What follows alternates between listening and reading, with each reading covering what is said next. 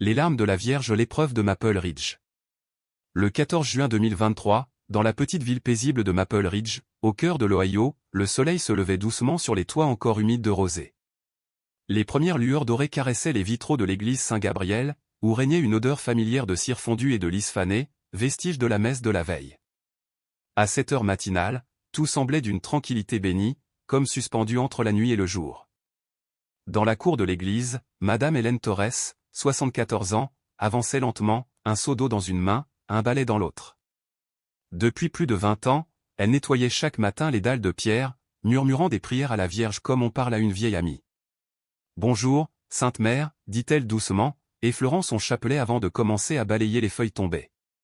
Le monde dormait encore. Les oiseaux hésitaient à chanter. Puis quelque chose attira son regard, une lueur rouge, fragile, étrange. Hélène plissa les yeux. Sur la joue de la statue de la Vierge, une fine goutte écarlate glissait lentement depuis l'œil droit. Ce n'était ni de la peinture, ni une illusion. Le liquide, sombre et épais, brillait au soleil comme une larme vivante. Une autre perle rouge suivit la première, traçant une ligne le long du marbre immaculé. Le balai tomba de ses mains. Hélène recula, la main sur la poitrine. « Seigneur !» Elle pleure. Elle pleure du sang. Son cri déchira le silence du matin. En quelques minutes, des voisins, des joggeurs, des fidèles accoururent, attirés par ses hurlements. Des téléphones se levèrent, des caméras cliquèrent, des mains jointes se mirent à trembler. Certains tombaient à genoux, récitant des Ave Maria. D'autres, incrédules, filmaient en direct. « C'est un miracle », chuchota quelqu'un. À cette heure, la rue devant Saint-Gabriel était envahie. Les voitures s'alignaient, des cierges brûlaient au pied de la statue. Les flammes dansaient, éclairant le marbre taché de rouge.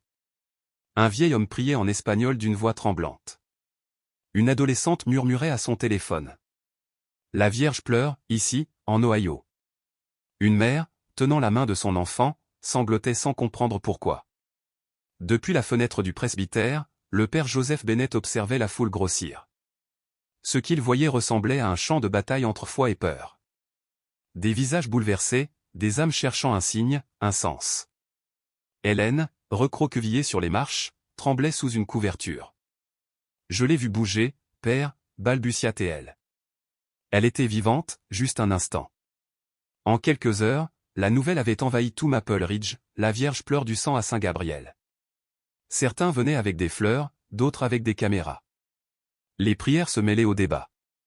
Était-ce un signe du ciel ou une supercherie? Le marbre blanc se tenait immobile, taché de traînées rouges qui refusaient de sécher. Et pendant que la foule débattait, un petit garçon tira la manche de sa mère. « Maman », dit-il tout bas, « j'ai entendu quelqu'un pleurer derrière le jardin. » Mais personne ne l'écouta. Les cloches sonnèrent 6 fois, leur écho vibrant dans toute la ville, comme un avertissement venu d'en haut, la foi de Maple Ridge allait être mise à l'épreuve. À 7h10, la ferveur s'était changée en tumulte. Des chants, des cris, des prières s'entrechoquaient. On récitait des Ave Maria d'un côté, on annonçait la fin du monde de l'autre. Et puis, au milieu du vacarme, une voix calme s'éleva. « Mes amis, je vous en prie, gardez votre paix. » C'était le père Bennett. Depuis plus de 30 ans, il guidait cette communauté et il avait baptisé leurs enfants, marié leurs fils, enterré leurs parents. Son visage paisible et ses cheveux argentés inspiraient confiance. Il s'avança lentement, la soutane battant dans le vent, et posa une main réconfortante sur l'épaule d'Hélène. « Mon enfant, » dit-il doucement, « nous ne savons pas encore ce que cela signifie. Mais la vérité se révélera, je te le promets. » Puis il se tourna vers la foule. « Si ceci est un miracle, la vérité le confirmera. Mais si ce sang est humain, alors quelqu'un, quelque part, souffre, et le ciel nous appelle à ouvrir les yeux. » Un silence tomba. Même les caméras cessèrent de tourner. « Vous pensez que ce n'est pas vrai ?» lança un jeune homme. Le prêtre soutint son regard. « Les vrais miracles n'ont pas peur de la lumière de la vérité, » répondit-il. Il fit le signe de la croix. « Priez, mes amis. Mais soyez aussi patients. La foi n'a jamais eu peur d'épreuves. Dieu et la science ne sont pas ennemis, ensemble, il révèle sa volonté. » Quelques têtes s'inclinèrent. D'autres essuyèrent leurs larmes. Puis, à voix basse, le prêtre murmura à son sacristain. Appelle la police. Il faudra peut-être protéger les lieux. Le jeune homme hésita. Vous croyez que c'est un crime, mon père? Le regard du prêtre se posa sur la statue, dont les yeux semblaient encore pleurer. Je crois que les miracles ne commencent jamais par la peur, dit-il simplement. Quelques instants plus tard, le hurlement lointain d'une sirène se fit entendre. Les fidèles se signèrent. L'épreuve de Maple Ridge venait à peine de commencer. À 7h30, la rue devant Saint-Gabriel ressemblait davantage à une scène d'enquête qu'à un lieu de prière. Des bandes jaunes isolaient la cour. Des policiers détournaient la circulation, tandis que des drones survolaient les lieux, filmant la statue de marbre souillée de rouge. Une camionnette blanche du service médico-légal se gara près du portail. 3 techniciens en gants bleus descendirent, suivis de la détective Laura Sloan et du lieutenant Mark Holloway, 2 vétérans respectés, mais visiblement mal à l'aise d'enquêter sur un sol sacré. La statue se dressait devant eux, imposante, silencieuse, les traînées sanglantes soulignant son visage immobile. À ses pieds, les cierges brûlaient comme des témoins tremblants. Le père Bennett s'avança pour les accueillir. « Merci d'être venu si vite, dit-il avec calme. Faites ce que vous devez. » L'Église coopéra pleinement. Holloway hocha la tête. « Nous ferons les choses dans le respect, père. Mais il faut s'assurer que ce n'est pas un acte de vandalisme, ou pire. » Les experts commencèrent leur travail. Les appareils photo crépitèrent. Des prélèvements furent faits sur les joues de la statue. Des échantillons de la matière séchée furent placés dans de petits sachets transparents. Chaque geste était précis, méthodique, presque révérencieux. Le père Bennett les observait sans un mot. Son regard se perdit un instant sur le visage de la Vierge. Dans la lumière du matin, les larmes séchées semblaient moins rouges, plus ternes, presque humaines. Un murmure courut parmi la foule, certains priaient encore, d'autres doutaient déjà. Entre les cierges et les bandes de police, la frontière entre le sacré et le profane s'effaçait lentement. Le prêtre sentit une lourdeur dans son cœur. Il savait que, quelle que soit la vérité que révéleraient ses analyses, quelque chose venait de se briser à Maple Ridge. Car la foi, une fois fissurée, saigne longtemps avant de guérir. Et sous le ciel pâle de l'Ohio, les larmes de la Vierge continuaient de luire, silencieuses, comme un secret que personne n'était encore prêt à entendre. L'air semblait exiger le silence, comme si chaque souffle devait être une prière. Au pied de la statue, un berger belge nommé Ranger tournait lentement, museau au sol, suivant un instinct que nul humain ne pouvait comprendre. Son maître, l'officier Patel, lui adressa un ordre bref, presque un murmure. Le chien renifla les marches de pierre, la queue basse, puis s'immobilisa brusquement. Ses oreilles frémirent, son museau resta suspendu dans l'air, comme s'il venait de percevoir une vérité invisible. La détective Laura Sloan s'accroupit près de lui. « Tu as trouvé quelque chose, mon grand ?» demanda-t-elle doucement. Ranger émit un gémissement étouffé, puis se dirigea vers la clôture du jardin. « Intéressant », murmura Sloan. Le père Bennett, resté à quelques mètres, observait la scène, les mains jointes devant sa poitrine. Son regard ne se posait plus sur la statue, mais sur la foule. Les visages tendus derrière les caméras, les yeux écarquillés entre la peur et la ferveur. Ce n'est plus une question de foi, pensa-t-il. C'est une question de la vitesse avec laquelle la peur peut la remplacer. Une journaliste cria depuis la barrière. « Mon père, pensez-vous qu'il s'agit d'un miracle ou d'un crime ?» Le prêtre se tourna vers elle, son expression paisible mais ferme. « Pour l'instant, répondit-il, je ne crois qu'en une seule chose, la nécessité de connaître la vérité. » Pendant ce temps, la détective Sloan scellait avec soin les échantillons recueillis dans de petites fioles de verre.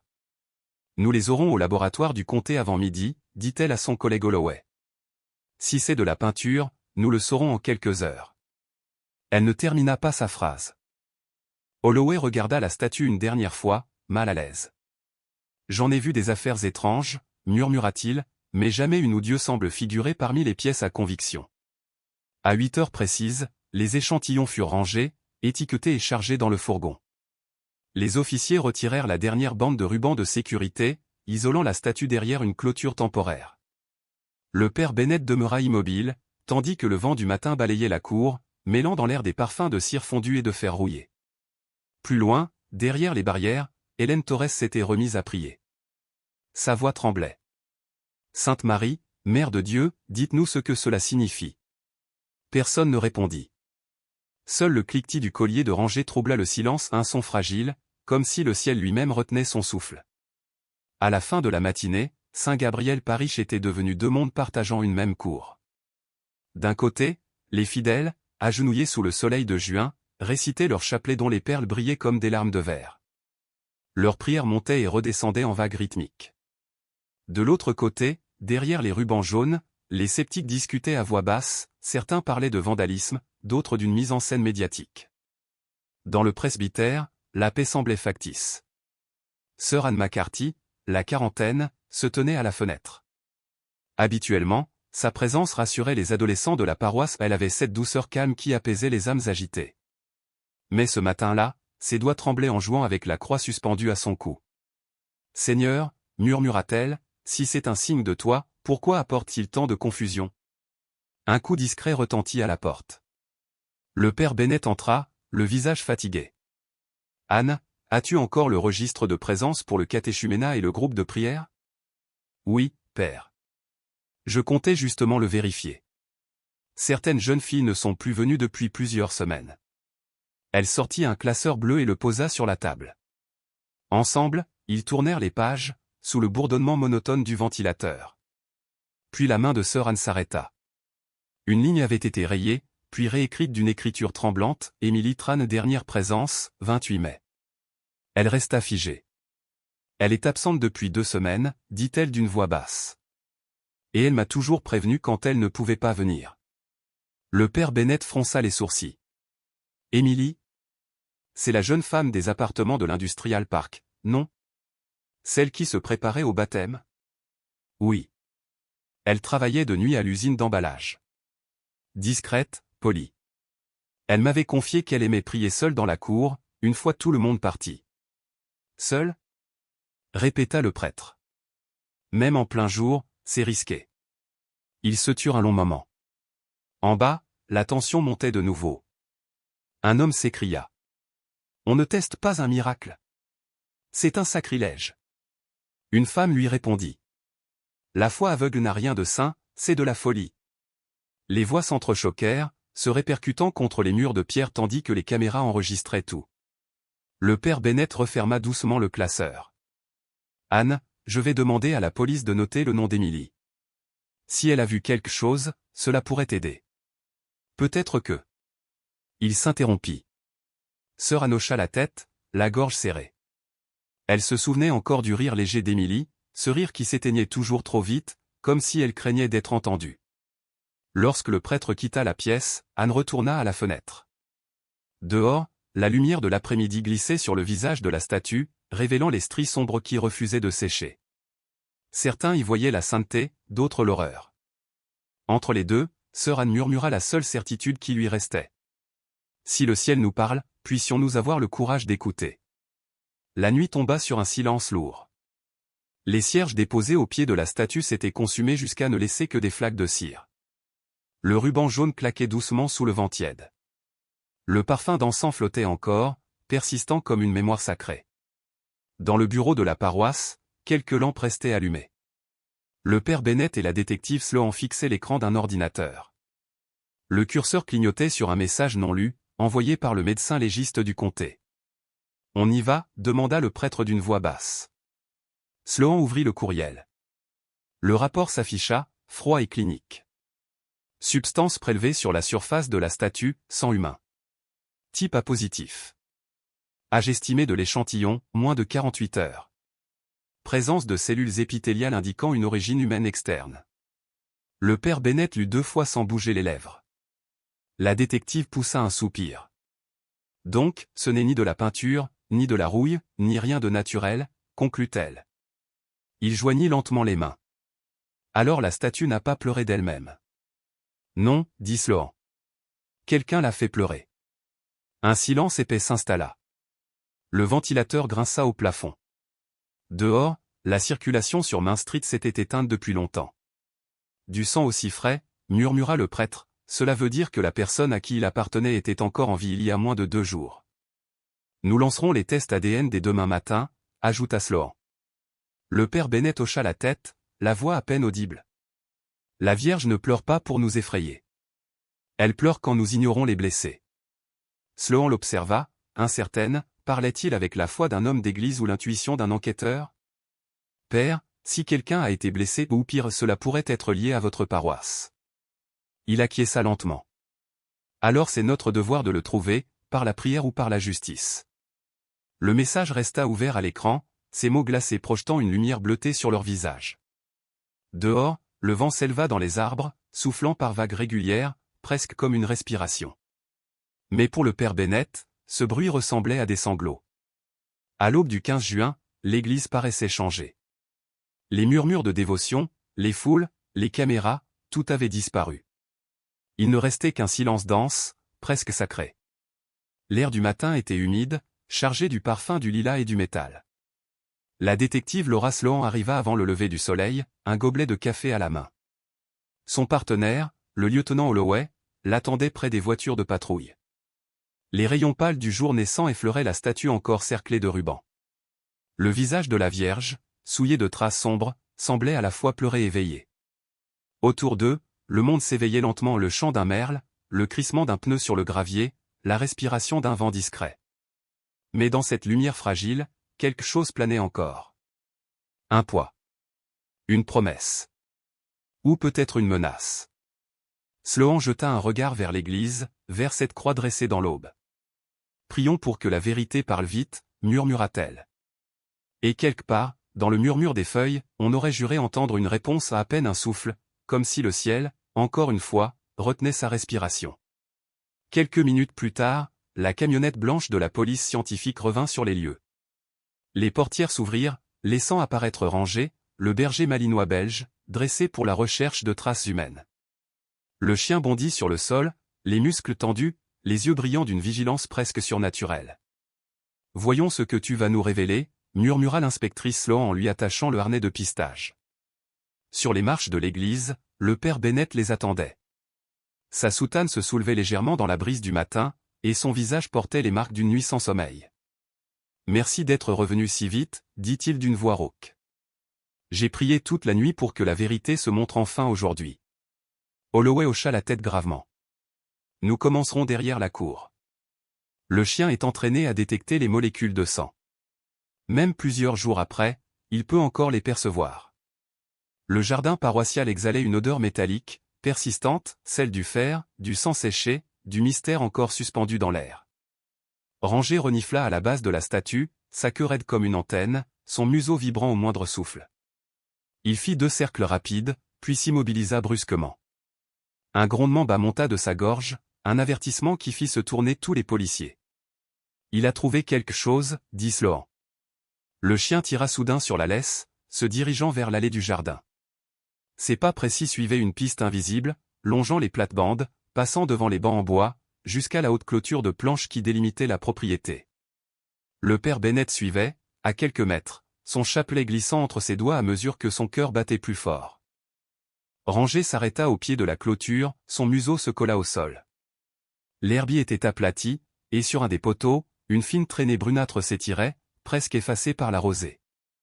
Sloan s'agenouilla, frotta doucement avec un doigt ganté, la trace prit sous le soleil une teinte rouge sombre. « Du sang », confirma T.L. à voix basse. « Marquez cette zone et ouvrez le portail », ordonna Holloway.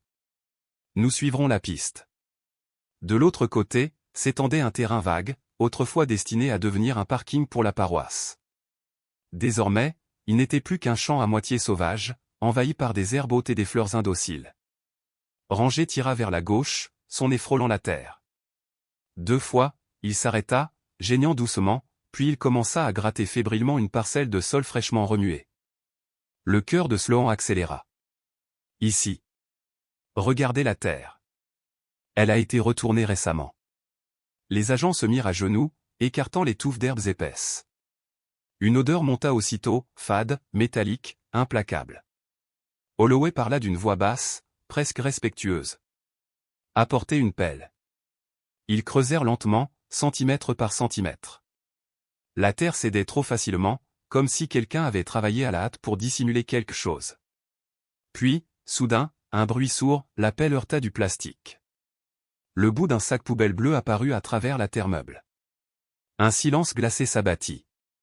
On n'entendait plus que les respirations courtes et le froissement du nylon.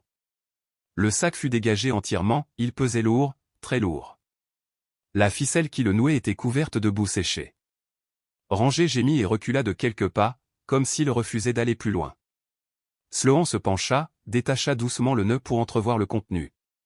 Ce qu'elle vit lui serra la poitrine. Une main, petite, pâle, d'une délicatesse presque enfantine, émergeait du plastique. Autour du poignet, un bracelet rouge de prière, le même que portaient les jeunes du groupe paroissial. « Mon Dieu » souffla-t-elle. Le père Bennett se signa, la voix brisée. « Donne-lui, Seigneur, le repos éternel. » Personne n'osa parler après cela. La statue de la Vierge, derrière eux, semblait pleurer toujours, les traces séchées sur sa joue scintillant faiblement sous le soleil levant. Tous comprirent alors, dans ce silence sacré, que le miracle auquel ils avaient cru n'était pas né du ciel, mais de la souffrance humaine. Le corps fut transféré dans le fourgon du coroner avec un respect religieux. Pas de sirène, pas de cris, seulement le murmure des gants de latex et le bruissement d'un drap blanc posé sur le sac. On chargea lentement la civière, comme on confie une âme au repos. L'inspectrice Laura Sloan resta un moment près du portail entrouvert, notant chaque détail dans son carnet. Sa main trembla une fois avant qu'elle ne reprenne son écriture.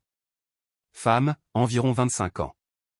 Heure approximative du décès, dans les 48 heures, correspondant à la période du saignement observé sur la statue. Le père Bennett, resté en retrait, gardait la tête baissée. Ses lèvres bougeaient sans bruit, priant encore. La lumière du matin effleurait ses cheveux argentés, lui donnant l'allure d'un vieil apôtre fatigué. « J'ai prié pour la vérité » murmura-t-il, et Dieu a répondu, par la douleur. Quelques heures plus tard, dans le bureau de la paroisse, sœur Anne McCarthy serrait son chapelet si fort que ses jointures en blanchissaient. Lorsque le père Bennett entra, elle sut, sans qu'il ne dise un mot. « Ils l'ont retrouvé » demanda-t-elle d'une voix presque éteinte.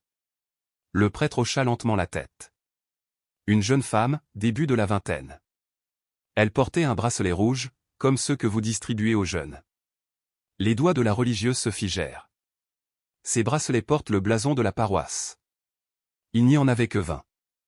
Sa voix se brisa. Elle n'eut pas besoin de finir sa phrase, tous deux savaient déjà à qui appartenait celui-là. L'après-midi même, ils se rendirent ensemble à la morgue du comté. L'air y sentait le désinfectant et le métal froid. Le médecin légiste souleva le drap avec un geste empreint de compassion. Un souffle échappa à sœur Anne. Ses jambes vacillèrent. Devant elle reposait un visage qu'elle connaissait trop bien, de longs cheveux sombres, un petit pendentif en forme de croix posé sur la clavicule. C'est elle, sanglota-t-elle. C'est Émilie. Le père Bennett posa une main sur sa poitrine. Seigneur, prends pitié. L'examinateur confirma. Émilie Tran, 25 ans, employée à l'usine Maple Packaging, participante active du programme de catéchuménat de Saint-Gabriel. Vue pour la dernière fois quittant une réunion de prière le 28 mai. Les souvenirs envahirent aussitôt la mémoire de la religieuse, Émilie, après chaque séance, restant seule pour allumer une bougie devant la Vierge, Émilie, murmurant une prière que personne n'entendait. Elle m'avait confié, dit Anne dans un souffle tremblant, qu'avant de venir ici, elle n'avait jamais trouvé sa place. Qu'elle se sentait enfin chez elle dans la foi. Elle devait être baptisée cet été. Elle disait qu'elle était prête à vivre dans la lumière. Le père Bennett ferma les yeux, accablé. Elle se préparait à la lumière, et elle a trouvé les ténèbres. Dehors, le ciel s'assombrit. Un grondement de tonnerre résonna, lointain mais insistant, comme l'écho du chagrin divin. Sœur Anne essuya ses larmes. Père, le sang sur la statue. Et si c'était le sien? Il hésita longuement, puis répondit d'une voix grave. Si c'est le cas, alors le ciel ne pleurait pas un miracle, Anne. Le ciel pleurait la justice. Ils restèrent silencieux. Seul le ronflement discret des réfrigérateurs de la morgue emplissait la pièce. À cet instant, ni l'un ni l'autre ne ressentait la frontière entre la foi et l'enquête, il n'y avait plus que la perte, et la certitude que la vérité, si douloureuse soit-elle, demeurait sacrée. Le soir, tandis que les cloches de l'église sonnaient les vêpres, un convoi discret de voitures non marquées s'arrêta devant un immeuble modeste de Maple Avenue, à 4 miles de Saint-Gabriel. Le bâtiment était banal, une rangée d'appartements en briques vieillies coincés entre une laverie automatique et un vieux dîner fermé depuis des années. Sur la boîte aux lettres du logement 3B, un autocollant en forme de colombe rappelait les premières réunions de catéchumènes. L'inspectrice Sloan enfila ses gants et glissa la clé dans la serrure. La porte s'ouvrit dans un grincement. À l'intérieur, tout respirait la simplicité, un lit simple contre le mur, un petit crucifix au-dessus de la tête de lit, un chapelet soigneusement suspendu, une bougie à moitié consumée sur le rebord de la fenêtre. Une odeur douce de jasmin flottait dans l'air, mélangée à celle du silence. Sur le bureau près de la fenêtre, un carnet en cuir était ouvert à une page à moitié remplie. Sloan se pencha pour lire. L'écriture, fine et régulière, disait « Si je pouvais recommencer, je voudrais vivre dans la lumière. » Elle murmura la phrase, presque pour elle-même. Vivre dans la lumière. Dans le tiroir du bureau, elle découvrit un formulaire de baptême soigneusement rempli. Nom, Emily Tran. Parrain, Sir Anne McCarthy. Date de la demande, 29 mai 2023. Sloan referma doucement le dossier, la gorge serrée. Par la fenêtre, le soleil déclinait lentement derrière les toits, teignant le ciel d'une lueur dorée. La même lumière qu'Emily avait tant désirée, et qu'elle n'avait jamais eu le temps d'atteindre. Alors, l'inspectrice sentit quelque chose changer en elle, ce n'était plus seulement une affaire criminelle. C'était une prière inachevée, une quête de vérité devenue acte de foi. Et dans le silence de cette petite chambre où tout semblait suspendu, elle fit intérieurement la promesse que cette lumière, Emily la connaîtrait encore par la justice. La ligne de signature était restée vide. À côté, une photographie. Emily, souriante, baignée de soleil dans un parc. À ses côtés, un homme grand, les cheveux bruns, la peau tannée par le travail au grand air. Derrière la photo, un nom écrit d'une main soignée, Jason M. L'inspectrice Laura Sloan la montra au lieutenant Holloway, qui fouillait la kitchenette. Un petit ami, peut-être, demanda-t-elle. Il hocha la tête lentement. Possible. Mais il y a autre chose. Sur un petit tableau en liège, près de la table, plusieurs morceaux de papier étaient épinglés. De courts versets imprimés, simples mais poignants, heureux les miséricordieux. Pardonne, même quand ça fait mal. Et, au centre, une note manuscrite d'Emily elle-même, si je dois marcher seule, je marcherai vers Dieu. La pièce tout entière parlait d'elle. Une femme calme, réfléchie, qui tentait de se reconstruire à partir de ses ruines. Sloan parcourut des yeux la petite bibliothèque, une bible usée, un livre de prière bilingue anglais-vietnamien, et un dossier étiqueté RCIA notes. À l'intérieur, des réflexions sur la grâce, le pardon, la rédemption. Sur la dernière page, une question griffonnée d'une écriture tremblante, Dieu peut-il encore aimer quelqu'un qu'on a mal aimé? La gorge de Sloan se serra. Elle ne fuyait pas la foi, murmura-t-elle. Elle la cherchait. Holloway regarda autour de lui, le visage fermé. Et quelqu'un ne voulait pas qu'elle la trouve. Ils découvrirent un dernier détail, un chargeur de téléphone encore branché, mais aucun téléphone. Un sac de voyage à moitié rempli, comme si elle avait prévu de partir, mais qu'elle n'en avait jamais eu le temps. Sloan photographia chaque élément avant de s'attarder une dernière fois sur la photo d'Emily et de l'homme. Jason M, souffla-t-elle. On va le retrouver. Avant de quitter l'appartement, elle se retourna une dernière fois. Sur le rebord de la fenêtre, la bougie s'était consumée d'elle-même. Un mince filet de fumée s'élevait encore dans la pénombre, comme une prière inachevée. À l'église Saint-Gabriel, le père Bennett et sœur Anne se tenaient de nouveau devant la statue. Les traînées rouges s'étaient estompées, ne laissant que de pâles taches, mais leur regard restait fixé sur elle. Elle se préparait au baptême, murmura la sœur. Elle voulait recommencer à vivre. Alors, dit le prêtre d'une voix basse, c'est à nous d'achever ce qu'elle avait commencé, trouver la vérité. Le lendemain matin, l'enquête prit un tournant décisif. Jason Miller, 28 ans, ouvrier du bâtiment originaire de Brookhaven, devint officiellement la principale personne d'intérêt. Son nom apparaissait non seulement sur la photo retrouvée chez Emily, mais aussi dans une série de messages extraits de son téléphone. Des dizaines de textos désespérés, restés sans réponse. Pourquoi as-tu besoin de cette église? Si tu m'aimais, tu arrêterais ça. Tu ne peux pas avoir les deux, Emily. C'est moi ou ton Dieu. À 9h20, un appel radio retentit. Sujet localisé au Sunset Motel, route 14. Seul. Semble désorienté. Sloan et Holloway arrivèrent 10 minutes plus tard. Le motel portait les cicatrices du temps, peinture écaillée, enseigne vacillante, odeur de tabac froid dans les couloirs. Ils frappèrent une fois, puis deux. Jason Miller? Police de Maple Ridge. Nous voulons seulement parler. Silence. Puis une voix tremblante derrière la porte. Allez-vous-en. Jason, nous savons pour Emily, dit Sloan calmement. Nous voulons simplement entendre votre version. La porte s'ouvrit à demi. Jason se tenait là, les yeux rouges, les mains tremblantes. Ses vêtements froissés sentaient la peur et la fatigue. Une éraflure sur son poignet portait encore des traces de sang séché. Je vous en prie, balbutia-t-il. Je ne voulais pas que ça aille si loin. Ils le menottèrent sans un mot, sans violence. Il ne résista pas. Dans la salle d'interrogatoire, l'après-midi même, le bourdonnement du ventilateur emplissait le silence. Jason, assis, les doigts entrelacés, fixait le métal froid de la table. Sloan posa devant lui un dossier beige. Jason, commença-t-elle doucement, le sang retrouvé sur la statue correspond à l'ADN d'Emily. Il tressaillit, mais ne répondit pas. Les mêmes marqueurs, poursuivit-elle. Et nous avons retrouvé votre ADN sous ses ongles. Toujours rien. Juste le frémissement de ses épaules. Holloway se pencha en avant. Nous savons qu'elle était encore en vie moins de 2 jours avant la découverte. Ce n'est plus un mystère, Jason. C'est une confession qui attend d'être dite. Sa respiration devint irrégulière. Vous ne comprenez pas, murmura-t-il. Alors faites-nous comprendre, dit Sloan d'une voix douce. Il leva lentement la tête. Ses yeux, cernés, semblaient vidés de toute lumière.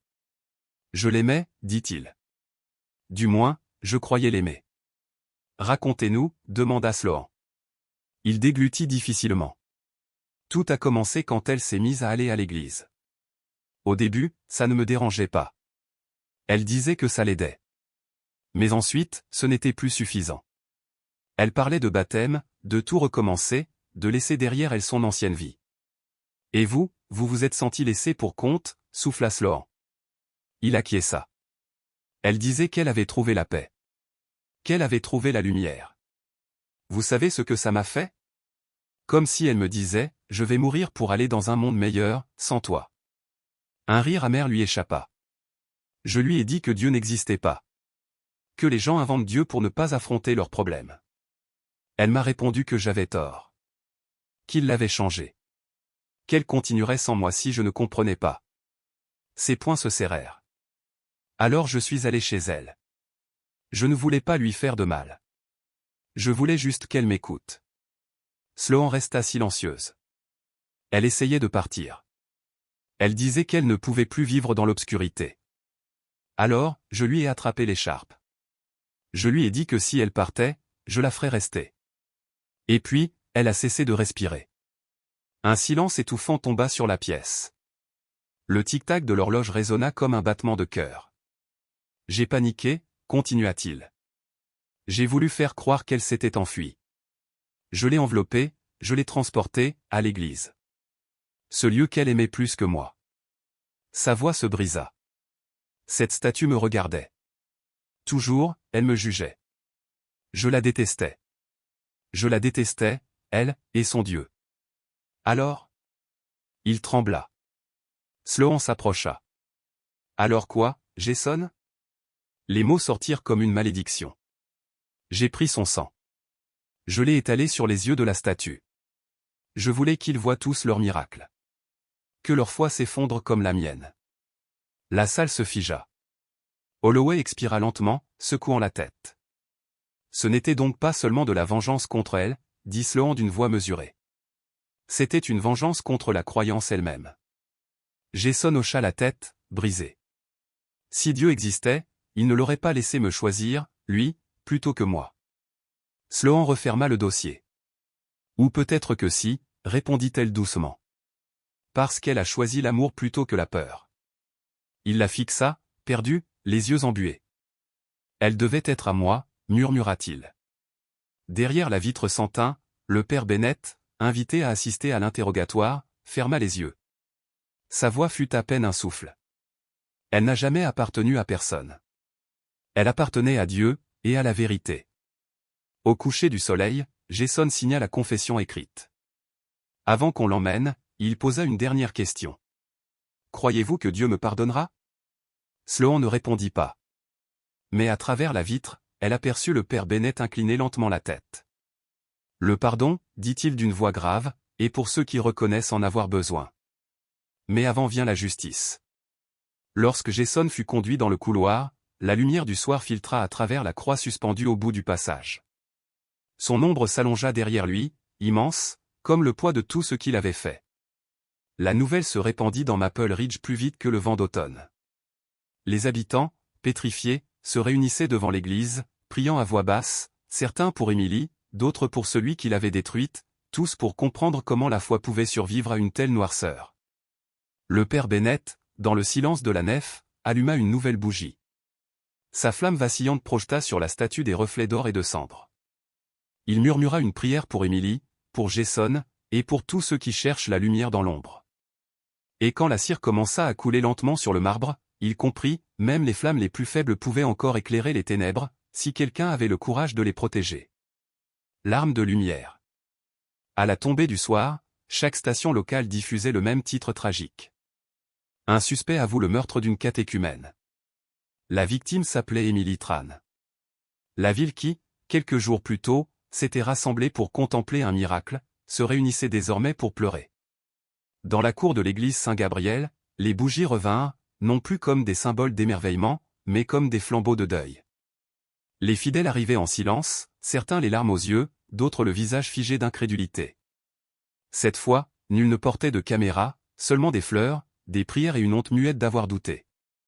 À l'intérieur, le père Joseph Bennett se tenait devant l'autel, baigné par la lueur douce de la lampe du sanctuaire. Il n'avait pas quitté l'église depuis la publication de la confession. Ses yeux étaient lourds, mais son visage restait paisible. Derrière lui, sœur Anne priait à genoux, le chapelet emmêlé dans ses mains tremblantes. Quand enfin le prêtre se tourna vers les fidèles, sa voix remplit l'église comme une pluie calme sur la pierre. Mes frères et sœurs, ce que nous croyions être un miracle s'est révélé être une tragédie. Mais même la tragédie, lorsqu'elle est affrontée avec vérité, peut nous rapprocher de Dieu. Un silence sacré suivit. Nous avons prié pour un signe, poursuivit-il, et le ciel a répondu, mais pas comme nous l'attendions. Le sang sur la statue n'était pas un message d'en haut. C'était le cri d'une des nôtres, une femme qui cherchait la lumière et a trouvé les ténèbres. Des sanglots étouffés s'élevèrent dans les bancs. Mais écoutez-moi, reprit-il, la foi n'est pas détruite par le mal, elle est purifiée par lui. Le mal ne triomphe que si nous laissons la haine prendre racine à sa place. Ce soir, je vous en supplie, ne maudissez pas Dieu, ne maudissez pas celui qui a commis cet acte. Priez pour lui. Car si nous cessons de prier pour les pécheurs, alors nous cessons de croire en la rédemption elle-même. Ces paroles s'élevèrent vers la voûte comme une prière suspendue. Même les plus sceptiques sentirent quelque chose se relâcher dans leur poitrine, un espace nouveau où la douleur et la grâce pouvaient coexister. Lorsque la chorale entonna doucement Ave Maria, le prêtre s'agenouilla. Ses lèvres bougèrent en silence. « Seigneur, fais de nous les instruments de ta miséricorde. Apprends-nous à croire, même lorsque croire nous coûte tout. » Dehors, le vent fit vaciller les dernières bougies, et pour la première fois depuis l'apparition du sang, le parvis de l'église sembla à nouveau sacré. La justice et la grâce. Le 10 septembre 2023, 3 mois après la découverte macabre, le tribunal du comté de Maple débordait avant même l'aube. Les journalistes se pressaient parmi les paroissiens de Saint-Gabriel, tous venus assister à un mélange de justice et d'expiation. Pas de cris, pas de pancartes, seulement la tension muette d'une communauté venue affronter la vérité. Jason Miller entra dans la salle, encadré par 2 officiers. Ses cheveux avaient été tondus, son visage amaigri. Il portait une chemise grise, les poignets enchaînés. Quand il leva la tête, un souffle collectif traversa la salle. Au premier rang, sœur Anne McCarthy serrait un chapelet entre ses doigts. À côté d'elle, le père Bennett gardait les mains jointes, les yeux baissés. Le siège réservé à la famille d'Emily demeurait vide, elle n'avait plus de proches pour la représenter. La juge Marilyn Keaton, connue pour sa rigueur tranquille, présidait. Quand elle lut les chefs d'accusation, un meurtre avec préméditation et profanation d'un lieu de culte, les mots résonnèrent dans l'espace comme des coups de glas. Le procureur déroula les preuves avec gravité. Des photos du sanctuaire souillé, des rapports médico-légaux, des enregistrements de vidéosurveillance d'un motel, et enfin la confession écrite de Jason. Chaque élément traçait la même histoire, une rage destructrice, un besoin de contrôle, et un ultime geste destiné à anéantir ce qu'Emily avait bâti par la foi. Jason ne regarda pas l'écran. La tête basse, la mâchoire serrée, ses doigts tremblaient comme s'il tenait encore quelque chose d'invisible. Quand ce fut son tour de parler, sa voix sortit brisée, creuse, celle d'un homme déjà enseveli dans le remords. Je ne demande pas la clémence. Ce que j'ai fait ne peut être effacé. Je croyais que si je ne pouvais pas la voir, personne ne le pourrait. Il s'interrompit, puis ajouta d'un souffle. Je n'avais pas compris que l'amour ne signifie pas possession. La juge répondit d'un ton grave, sans colère, mais empreint d'un poids immense. Vous n'avez pas seulement ôté une vie, monsieur Miller. Vous avez souillé un symbole de foi qui appartient à des milliers d'âmes. Vous avez tenté de transformer la dévotion en peur. Ce tribunal ne peut, et ne veut, fermer les yeux sur cela. Alors, depuis le fond de la salle, une voix s'éleva. Votre honneur, dit le père Bennett en se levant.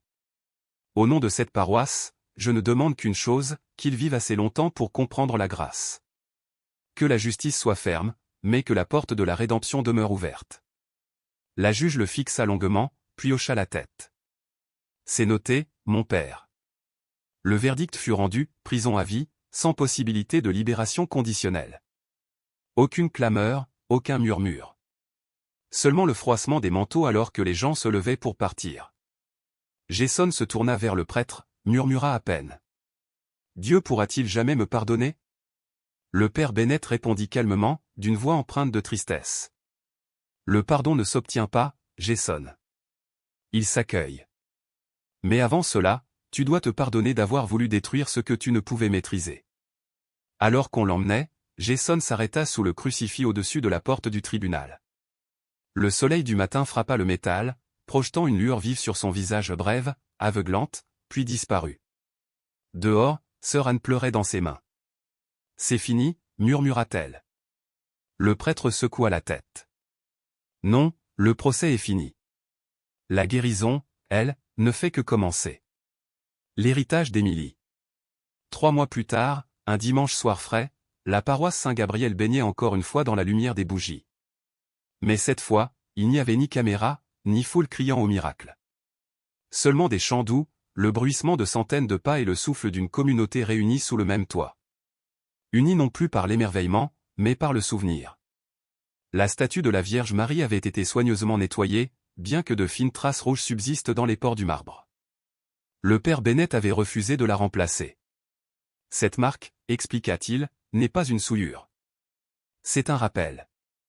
Non pas de la tragédie, mais de la résistance.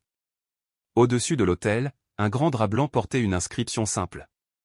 Pour Émilie, qui a trouvé la lumière. Les bancs étaient pleins.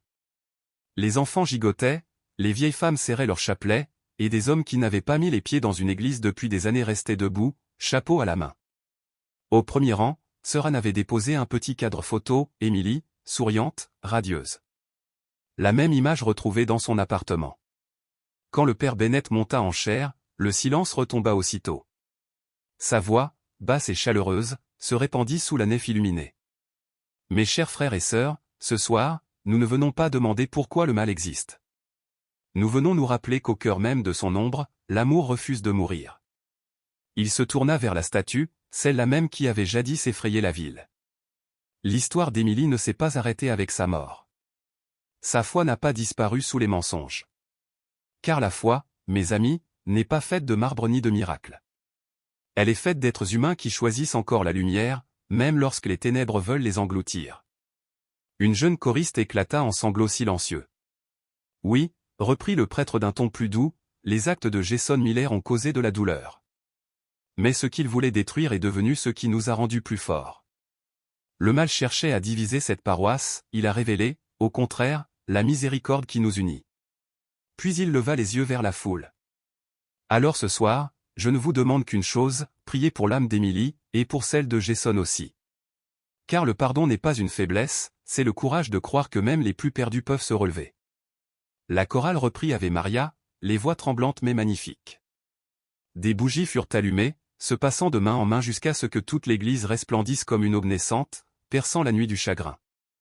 Lorsque le dernier chant s'éteignit, le père Bennett leva les yeux vers la statue.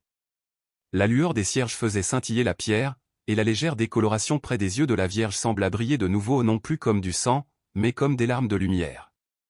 Dehors, Le clocher sonna 3 fois, lentement. La ville entière sembla retenir son souffle, puis expirer enfin. Alors que la dernière prière s'achevait, le prêtre parla une dernière fois. Si cette histoire vous a rappelé que la foi survit même à la nuit la plus sombre, partagez-la.